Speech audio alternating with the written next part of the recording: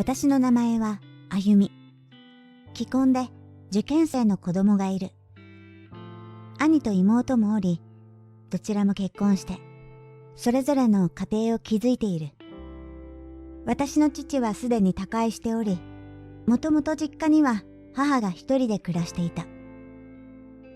だが、今は兄夫婦が住んでいる。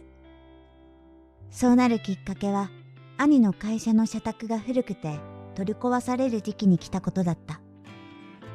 兄夫婦は引っ越し先を探していたのだが、なかなか気に入ったところが見つからずにいたらしい。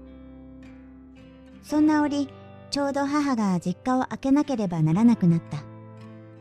というのも、母が祖母のホスピスで半分同居しなければならなくなり、祖母の家に行くことになったのだ。そのため、実家が空き家になってしまうことになり、どうしようかと母は悩んでいた。そこでちょうどいいから兄夫婦に留守番がてらしばらく住んでもらおうということになったのである。あくまでも仮住まいという形だ。母は常に祖母と一緒にいなければならないというほどではなかったため、時々実家に帰ってきては家事やら何やらをしてまた祖母の家に戻っていくという日々を送っていた。こちらの都合もあったことだし、兄夫婦からは家賃は取っていない。古い家で広く管理が大変なため、いずれ売る話もあったのだが、今はまだ売っていない。母の死後、遺産相続の時には兄がこの家をもらいたいと考えているようだったので、もしかしたら売る時は来ないのかもしれない。独身時代の私や妹の個室もまだそのまま残っている状態の家だ。兄夫婦が住み出してそろそろ1年ほど経つ。家の管理は兄嫁が主にしており、たまに帰ってくる母も手伝っているようだ。大変だろうが、兄嫁も庭いじりを楽しんだりもしているそうだし、特に問題もなさそうだった。雲行きが怪しくなってきたのは、1週間ほど前に妹が子供を連れて実家に戻ってきた頃だ。妹は結婚しており、子供も2人いる。一家で生活していたのだが、夫と揉めたため子供を連れて実家に逃げてきたのだ。3ヶ月ほど前に妹の夫が会社で失策してクビになったのが始まりだ。そのことで夫婦喧嘩になったり、妹の夫が酔って暴れたりしていたのがあっという間にエスカレートしたらしい。妹が怪我をして自分の次は子供だと思ったので、身の回り品と貴重品だけを持って子供を連れて車で実家に逃げ込んだのだ。ただ妹夫婦の問題は、こういった問題に強い NPO 推薦の弁護士さんを紹介してもらえたので、もう少ししたらそういった話し合いに入り、じきに解決すると思う。だが、ここで問題なのは、妹たちと兄嫁の相性がすごく悪かったらしいことだ。妹の子供2人が家で暴れたり、障子を破ったりしたのが発端らしい。また、夜泣きもするようだ。兄嫁は子供は苦手だと言い出して、早く出て行ってほしいと兄に訴えたそうだ。だが、兄がまだ妹が来て1週間だし、夜泣きが落ち着かないとアパートに住めないだろうと言って、兄嫁の要求を跳ねのけたことで、兄嫁が怒り出したのだ。兄嫁は自分は実家に逃げ帰ることもできないのに、妹はずるいとも騒いでいるらしい。何でも兄嫁は実家がないに等しいとか。兄嫁からは私に対しても、妹と子供を私の家で引き取れとの電話があったが、うちはマンション暮らしで、かつ上の子が今年受験生なので、それは難しいと断った。一応こちらも気を使って、うちの子はすっかり大きいから留守番できるので、妹の子供の世話をしに実家に行くと提案したら、兄嫁に発狂された。そんなことは望んでいないようだ。まあ、兄嫁からしたら、ただでさえ小姑である妹がいて鬱陶しいのに。さらに私まで来たらなおさら不愉快なのかもしれない。兄もどうにかなだめようとしているようだがうまくいかず、困り果てて私に相談してきた。そんな相談をされても兄に説得頑張ってくれという話なのだが、どうにかできそうにないから私に相談してきたのだろうし、兄嫁のことをないがしろにしたいわけではない。自分なりに考えてみると兄に返答した。とはいえ妹も別に実家に遊びに行っているわけではないのだ。怪我して実家に戻ってきて心身ともに傷ついている妹とその子供の存在がたった1週間程度で我慢できないと言われると私も腹立たしい。それに兄夫婦はこちらの都合でもあるとはいえ、あくまでも実家に仮住まいしている立場のはずだ。家賃も取っていないし、妹が実家に戻ることを兄嫁はとやかく言える立場ではないのではないかという思いもある。家主である母は妹とその子供を受け入れている。実家の名義も母だ。法的なことを言えば兄嫁を追い出すことはできるとは思う。だがそうは言っても身内の問題だ。法律を持ち出して解決を図るのは最終手段にしたい。私が最も心配しているのは兄嫁が妹とその子供たちに危害を加え始めないかということだ。今のところまだ兄や私に文句を言うにとどめ、妹とその子供に何か直接言ったりはしていないそうだ。だがそれもいつまで持つか。数日後、私に兄嫁から電話があった。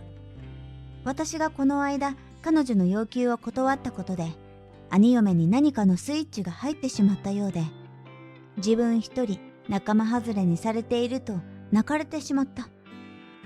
泣きながらでかなり支離滅裂だったのだが、曰くこの家が好きだということ、また今風の家ではなくほっとするような古くて広い家が欲しかったということ。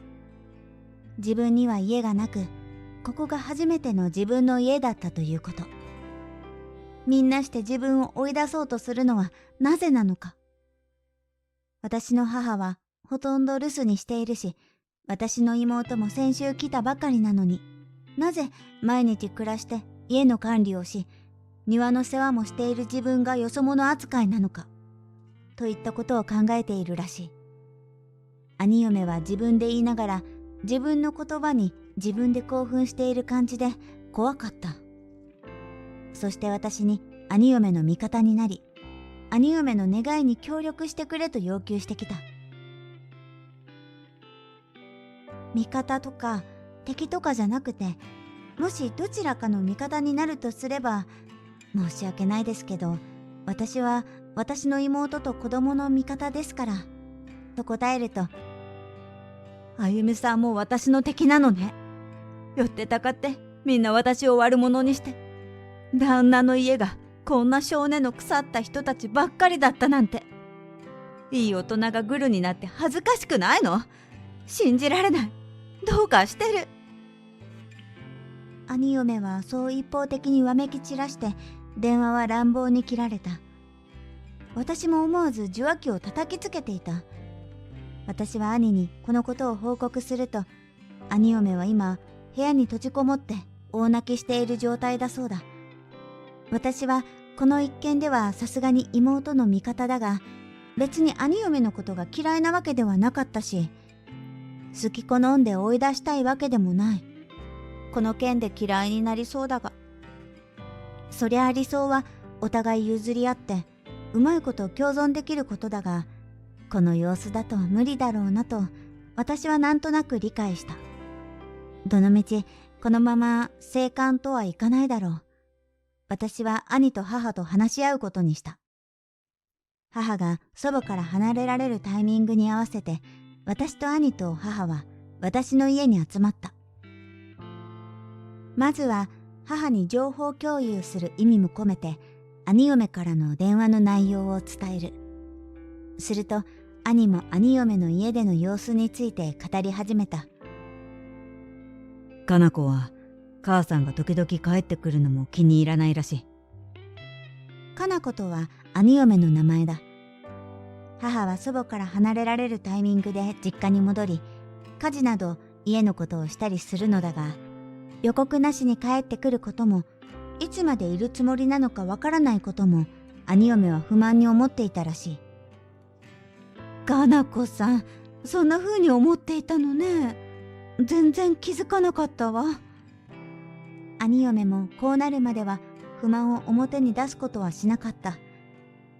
その度、ここは母さんの家だと伝えてきたんだけど、納得してくれなくて。納得してくれないと言っても、結局は納得してもらうしかないのよ。兄嫁のために母や妹を実家から追い出すなんてことはどう転んでもならないのだ。それはそうなんだけど。代々ここまでこじれるまで事態を放置した兄にも責任がある。そもそもなんとなくって感じでお兄ちゃんたちに住んでもらうことにしたのがまずかったのかもね。私たちとかな子さんの認識がかなりずれているような気もするわ。もう自分の家みたいな感覚になっちゃってるんでしょ。無料の賃貸物件みたいに思ってたのかもね。だとしたら家族以外の人間が出入りしてきたら嫌な気持ちになるのもわかるわ。今更言っても仕方ないことだけど、家賃を取るなり住む期限を決めておくなりしておくべきだったのかも。そうね。私も認識が甘かったわ。私が帰るだけで不満を持たれるとは想像もしてなかったし、涼子がこうなるとはあの時思ってなかったしね。涼子とは妹のことだ。そもそも住むべきじゃなかったのかもな。住んでみたらやっぱり戸建てはいいねなんて言ってたし、本人もあの家にこんなに執着するなんて思ってなかったんじゃないかな。かな子さんには涼子の事情とか詳しく話してるのよね。もちろん話してるよ。今は怪我もしてるし、涼子たちが安定することが先決だとも言ったよ。俺たちが困っている時に実家に受け入れてもらったのと同じように、涼子も困って実家に受け入れてもらったんだって。同じような立場なんだから、お互い譲り合って仲良くしてほしいとも言ったよ。譲り合うって言ってもさ、我慢して一緒に暮らすのはもう難しいでしょう。だからあんな感じになっちゃってるわけだし、ならお兄ちゃんたちが出ていくしかないんだよ。それは分かってるの？分かってるし、かな子にも言ってるよ。今は涼子たちが落ち着くのを待つしかない。それが耐えられないなら、子供がいなくてアパートを借りやすい俺たち夫婦がすぐにこの家から出ていかなきゃいけない。今すぐにこの家を出たくないなら、話し合いが始まるまでお互い譲り合って穏やかに暮らすしか方法はない。話し合いは俺たち夫婦と涼子と母さんで、この先どこに誰が住むかとか、そういう大事なことをきっちり相談する。だから今は譲り合うしかないって。そしたらもうかな子が怒って泣いて話にならないんだよ。ねえ、あの家を今後どうするかも決めちゃった方がいいんじゃない？ぶっちゃけお兄ちゃんもあの家出て行きたくないんじゃないの？だからこんな感じになってもいつまでも居座ってるんじゃないの？そんなことないよ。母さんが留守にする間、家を開けておけないからって俺たちが住むことになったんじゃないか。まあそうだけどね。でも兄が本腰入れてどうにかしようとしていたら、ここまでの騒ぎになるだろうか。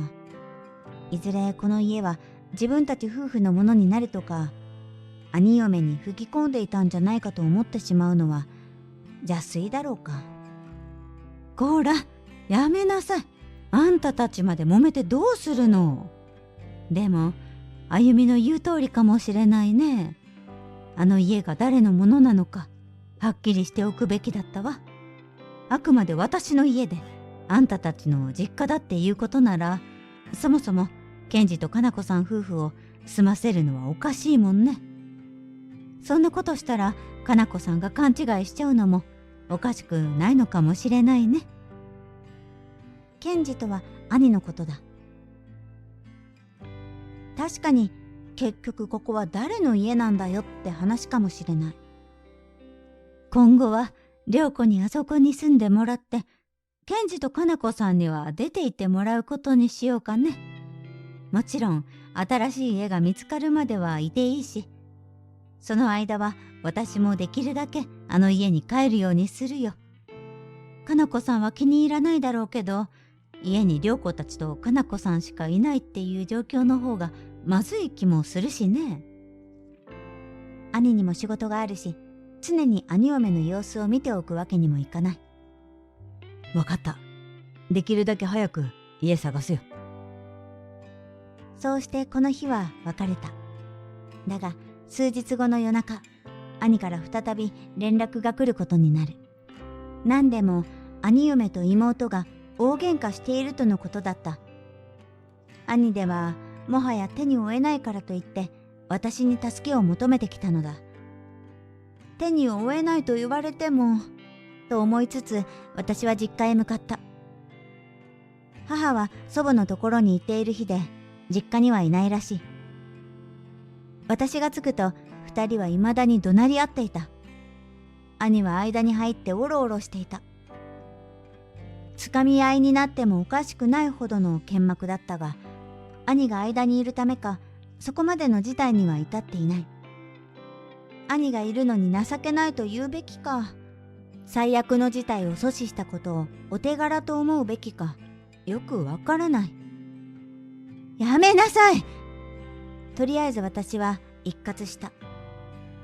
二人とも興奮状態でこちらを見てくる。何があったのか尋ねると、まさに私が危惧していたことが起こったらしい。妹の子供が騒がしくしていたのを、兄嫁が怒ったらしい。それに妹が反発し、兄嫁が応戦という形だそうだ。子供たちは今は別の部屋に行かせているとのことだ。私は兄にこの間の話し合いの結果を兄嫁に伝えたのかと聞いた。兄は何やらもごもごしながら、まだちょっと、みたいなことを言っている。何をもごもごしているのかと私はため息をついた。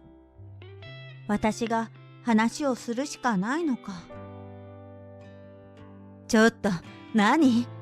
この間の話し合いって。かなこさんがいろいろと不満に思っていることについて、私と母さんとお兄ちゃんで話し合ったのよ。ちょっと、何よそれ。だってかなこさんもお兄ちゃんも涼子も今の状態のままでいるわけにはいかないでしょ。また私をのけ者にしてたのね。のけ者なんて言い方しないでよ。かなこさんがその場にいても冷静に話し合いをするのは難しかったんじゃない？もっともらしいこと言って、この卑怯者。どうせみんなで集まって私の悪口でも言ってたんでしょ。別にかなこさんを悪者にしたいわけじゃないわよ。かなこさんの要求を全部は飲めないってだけで。